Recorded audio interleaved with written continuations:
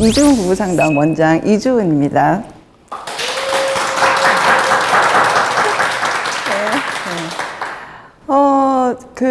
이제 이런 일이 있으면 안 되지만 우리 같이 함께 생각해 봅시다. 갑자기 나한테 운전을 이렇게 잘 하고 가다가 접촉사고가 꽝 하고 났어요. 너무 놀라고 그렇게 크게 다치지 않아서 제가 이제 내가 먼저 전화를 누군가에게 합니다. 자, 누군가에게 하는 이 누군가 첫 번째 대상이 누굴까요? 근데 내가 가만히 생각해 보니까 기혼자인 거예요. 막 너무너무 떨리고 막 걱정이 되고 어쩔 수 없이 그냥 그래도 한번 해봐야지 라고 해서 남편한테 전화를 해봤어요. 그랬더니 남편이 일단 목소리를 딱 들었으니까 접촉사고가 났는데 전화를 했어. 그럼 일단 다친 거는 아니야. 그럼 정신은 분명하구나. 그러니까 갑자기 남편이 버럭하면서 아니 이걸 왜 나한테 연락을 해? 빨리 보험사에 연락하고 경찰에 연락을 해야지 라고 얘기하면서 전화를 뚝 끊는다 라고 할 때 이 부인의 심정이 어떨까요? 참 처참합니다. 예. 이런 게 내가 지금 결혼 생활을 지금 어떻게 하고 있는지를 볼 수 있는 좀 어떤 그냥 간단한 척도가 될지 모르겠습니다. 오늘 주제가 부부 애착인데요. 요즘 상담실에 젊은 분들 말고 중년 부부들도 이 부부 애착에 대한 이 갈증이 있어서 상담실을 찾는 경우가 많이 있어요. 가정 생활을 크게 4가지로 분류를 할 수 있어요. 일단 제일 첫 번째 뭐겠어요? 부모님 중심 가정 생활, 그쵸? 그 다음에 부모님 중심 가정이 있고, 그 다음에 어쨌든 자녀 중심 가정이 있고, 그 다음에 부부 중심 가정이 있겠고, 그 다음에 하나 더 있습니다. 자기 중심 가정이 있어요. 이 자기 중심 가정이 뭘까요? 결혼은 했는데 싱글 라이프를 사시는 분들이 계세요. 이런 분들은 정말 자기 중심 가정이고, 나머지 이 3가지를 봤을 때 여러분들이 또 사실 여러분들이 봤던 부모님 세대에서 부모님 세대를 보면서 익숙하게 여러분들이 접해온 것은 단연 부모님 중심 가정 생활이에요. 왜 그럴까요? 우리나라는 충포 사상이 굉장히 중요했던 나라예요.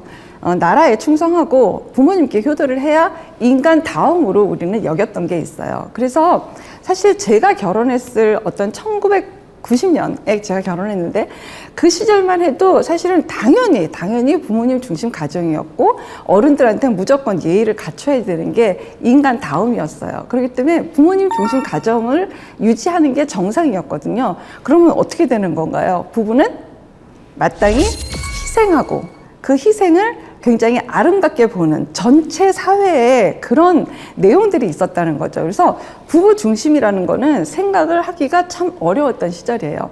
만약에 부모님에 대한 거를 예를 다 갖췄다라고 해서, 그러니까 부모님에 대한 어떤 효도를 다 했다. 그럼 부부는 또 뭐 해야 되죠? 아이를 돌봐야 되겠죠? 그렇게 되면 자연스럽게 자녀 중심 가정으로 가는 거예요. 그래서 이 부부에 대한 내용에 대한 것을 우리가 항상 생각을 하고 이렇게 지내고 있나에 대한 점검을 하셔야 되는데, 양쪽 부모님한테 용돈을 드려야 되는 문제라든지, 양쪽 부모님을 찾아뵙는 문제라든지, 이런 여러 가지 것들을 했을 때 사실 부부 사이에는 굉장히 의견 조합을 해야 될 게 많이 있어요. 이 내용에 대한 것을 부부가 상의를 해야지 되는데, 만약에 어떤 부부가 그냥 두 분이 같이 합한 비용이 한 달에 1,000만 원이라고 합시다. 두 분이 이제 급여를 받는 게, 그러면 부모님에 대한 것이 얼마 정도? 한 100만 원 정도. 그럼 양가 계시니까 한쪽에 50만 원 정도. 그 선을 절대 넘으시면 안 되는 거예요. 이게 부부 중심인 거예요. 근데 부부 중심에 대한 내용을 자꾸 삭감시키면서 점점 줄여놓으면은 우리에 대한 비용이 남지가 않아요. 우리는 뭐 해야 돼요? 어쨌든 우리 생활도 해야 되겠지만 자녀가 있으면 자녀도 키워야지 되고, 모든 것들을 다 부모님 쪽으로 돌릴 수는 없는 거예요. 그런데 이 젊은 세대부터 시작해서 우리 모두 다 어떻게 지금 이 내용이 구성되어 있냐면은 죄책감을 가져야 되는 걸로 구성이 되어 있어요. 너무 마음이 아파요. 그렇게 하지 않으면 내가 나쁜 사람이 되는 것 같아요. 그런 죄책감을 막 느끼는 그것을 부부 애착이 어떻게 합니까? 서로를 위로해야 되는 게 부부 애착이에요. 여보, 아니야, 그렇지 않아. 요즘 전문가들도 다 나와서 얘기하는 게 그렇지 않다고 하잖아. 우리 형편의 이 상황에서는 우리는 100만 원 양가에 다 합해서 100만 원 이상은 도저히 할 수가 없어. 그러면 우리 생활은 할 수가 없는 거야.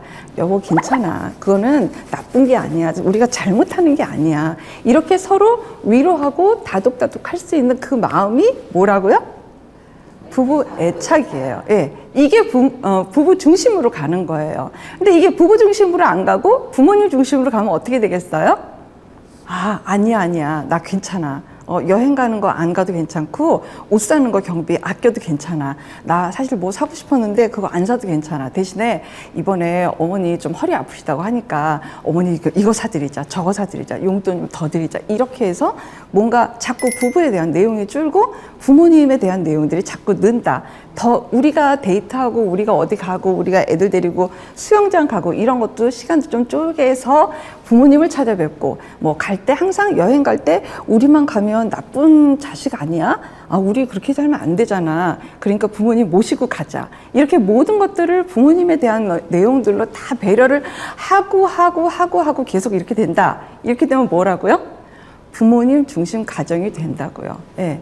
그러니까 이렇게 부모님 중심 가정과 자녀 중심 가정은 뭐가 되냐면요, 결혼의 비즈니스를 우리가 지금 하고 있는 거예요. 그러니까 완전히 100% 거의 어떤 부부들은 정말 이 결혼 비즈니스만 돼도 결혼 생활은 괜찮은 거 아니야? 라고도 이야기를 하는데, 사실 제가 봤을 때 한 1990년대까지만 해도 아버지가 돈을 벌고 엄마가 자녀 양육을 하고 가사를 한다, 이것만 해도 굉장히 완벽한 부부였죠. 근데 요즘은 그런 시대가 절대 아니다라는 겁니다.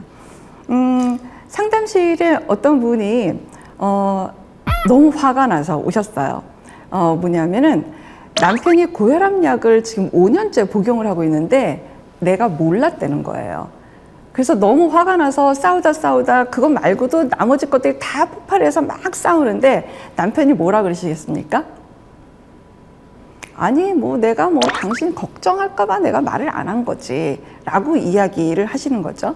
근데 이 이야기에 여러분들 가만히 생각해 보세요. 어떤 메시지가 같이 함께 흐르나요? 당신은 신상에 대한 것도 나한테 알리지 마. 당신이 알아서 해. 별로 궁금하지 않아. 이 메시지가 함께 흐른다는 거를 알고 계셔야지 돼요. 그러니까 무슨 소리예요? 삶을 함께 공유하지 않겠다라는 거죠. 그냥 비즈니스 생활하시는 건 마찬가지예요. 그냥 철저하게 기능적으로 살겠다라는 거죠. 특히 제가 이 사례를 든 거는 뭐냐면, 사실 지금도 그러니까 특히 남성분들은 자기 내용에 대해서 오픈하는 것을 그렇게 어릴 때부터 많이 격려받고 성장하지는 않았던 것 같아요.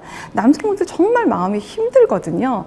그래서 진짜 짠해요. 그래서 상담실에서 뵙는 남성분들이 굉장히 고압적인 자세와 굉장히 씩씩한 척도 하고, 그거 별거 아닌데 왜 문제 삼는지 모르겠다 막 이렇게 하시지만, 점차 회의 수가 진행이 되고 정말 그분들의 내면을 들여다보면 그러지 못할 그러니까 그렇게 할 수 없었던, 다 표현하고 살 수 없었던, 그리고 그것이 남성다움인 것을 그냥 윗세대로부터 그냥 보고 롤모델처럼 그냥 받았던 거, 이런 것들이 내재되어 있는 남성분들을 정말 많이 만나 뵙는 것 같아요. 그래서 도와야 돼요. 남성분들도 도와야지 되고, 여성분들 역시 우리가 원하는 거는 남녀가 함께 잘 살아가기 위해서 우리는 결혼도 선택하고 우리의 삶을 영위하는 거잖아요. 그래서 함께 잘 사는 방법을 더 생각하기 위해서라도 정말 나는 내 삶을 사는데 결혼을 선택할 거야. 나도 기능적으로 잘 살 수 있고 당신도 기능적으로 잘 살 수 있는데 우리가 부부의 인연으로 만나서 어쨌든 혼인신고까지 하면서 결혼을 우리가 선택을 했다면 우리 앞으로 어떻게 하고 살까? 어떤 내용으로 살까? 당신은 어떤 걸 원해? 예, 이렇게 궁금해하고 더 들여다보고 또 내 삶에서 가장 최우선 순위는 당신이고 당신이 나한테는 가장 귀하고 소중하다. 이런 메시지를 끊임없이 전달을 해야지 되는 게 사실 부부 애착의 내용과 부부 중심의 내용이 될 수 있을 것 같습니다. 어떻게 보면은 기존의 성장 과정에서 성장을 했던 내 원가족 사이에서, 원가족 내에서, 사실 원가족은 뭐겠어요? 혈육 관계죠. 혈육 관계는 그다지 표현하지 않아도 별로 이렇게 오해가 없어요. 왜? 혈육이니까. 그러니까 혈육은 그렇게 표현 안 해도 괜찮아요. 상관없어요. 그런데 이게 부부는 어떻습니까? 혈육이에요? 철저한 남녀 관계예요. 우리는 혈육이 아닙니다. 혈육이 아니기 때문에 혈육에 해당하는, 그 피에 해당하는 정도의 표현을 농도 짙게 해줘야지 돼요. 반드시 전달을 해줘야 됩니다.